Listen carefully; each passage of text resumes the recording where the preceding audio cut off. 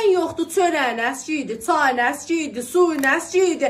Nə ərə hüdü gedeydin, qıçı usundurub əyləşəydin. Dədənin evində, Mağıl dədəmin evində yeyib, içib, rahat başımı salıp aşağı şellənəydim. Bu nə zindəcisidir mənə cürrəyibsən? Cancan, mən niyə sənə belə zülm eləmişəm? Mənə də kişi deyərlər, daş mənim bu kişi başıma. Görəsən mən niyə ölməyəm? Nə bilim? Usulən sən kimi xanımların liyaqəti behtərin zindəcidir. Cina Allaha çox şükür 30 ildən sonra başa düşdün.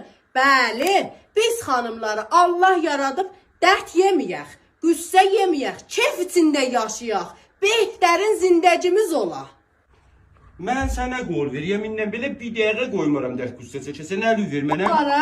Eylənməyə, meylənməyə, şellənməyə. Ora haradır? Dədəyin evi. Dədəm qurban, mən dədəm evini aparmı qoyqarım öz evimizdən. Yox, mən sənə çox zülm eləmişəm, dur elə. Ay, topa qələt eləmişəm, bir dəqiqə dayanıyorum. Əl evi çox qəşəkdir. Özüm ölüb görmədiyim günləri burada görmüşəm. Bax, el tayfa məni şəmadət elər, dədəm məni doğurar. Qələt eləmişəm, düyməz yardadır. Adam finsin boşa.